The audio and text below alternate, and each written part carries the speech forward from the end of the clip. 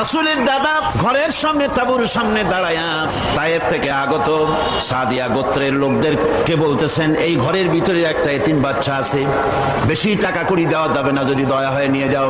গরিব মানুষ, এতিম মানুষ দেখে শুনে কেউ আর নিতে চায় না। সবশেষে এলেন ভাগ্যবতী মেয়ে, ভাগ্যবতী মহিলা হযরতে হালিমাতুস সাদিয়া। তিনি এসেছেন, কোনো ছেলে পেলে পায় নাই, সকলের শেষে তিনি এসেছেন।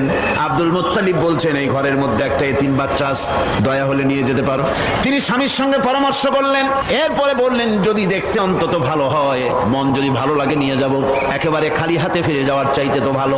হযরতে হালিমা বলেন, আমি ঘরের মধ্যে প্রবেশ করলাম, মা আমিনার কোল থেকে শিশু মুহাম্মদ সাল্লাল্লাহু আলাইহি ওয়াসাল্লামকে যখন আমি কোলে নিলাম, আমি হুজুরের চেহারার দিকে নজর করে দেখলাম, আমার কাছে মনে হলো যেন পূর্ণিমার চাঁদটা আমার কোলে ধরা দিয়েছে।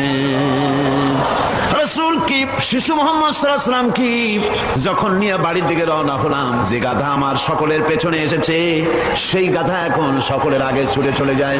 এরপরে বাড়ি যখন নিয়ে গেলাম, কুয়ায় পানি বাড়লো, গাছে ফসল বাড়লো, খেজুর গাছে খেজুর বাড়তে লাগলো, জমিনে ফলন বেড়ে গেল। রাসূলের দুধ বোন সাইমা রাসূলকে নিয়ে মুহাম্মদ সাল্লাল্লাহু আলাইহি ওয়াসাল্লাম তাকে দোলনা নিয়ে দোল দিতেছে। কি আশ্চর্য অবস্থা! সাইমা তাকে দোল দিচ্ছে আর বলতেছে, বেঁচে থাকুক মুহাম্মদ সাল্লাল্লাহু আলাইহি ওয়াসাল্লাম, সে দীর্ঘজীবী হোক। কবি লিখতেছেন, কি আশ্চর্য কথা! বেদুইন বালিকা কারে নিয়ে দোল দেয় সে কি তা জানে? বিশ্বনবী মুহাম্মদ রাসূলুল্লাহ সাল্লাল্লাহু আলাইহি ওয়াসাল্লাম এভাবে এতিম অবস্থায় জীবন তার শুরু হলো। যখন তিনি ফিরে এলেন 6 বছর বয়সের সময়, যখন মায়ের কাছে তিনি ফিরে এসেছেন, প্রতিদিন তিনি খেলা দেখতে যান ময়দানে। ইতিহাসের মধ্যে লেখা হয়েছে, মা প্রতিদিন সন্ধ্যার সময় তাকে ফিরে পান। আজকে সন্ধ্যা হয়ে গেছে, শিশু মুহাম্মদ সাল্লাল্লাহু আলাইহি ওয়াসাল্লাম বাড়ি ফেরেন না। কারণ কি? কেন বাড়ি ফেরে না?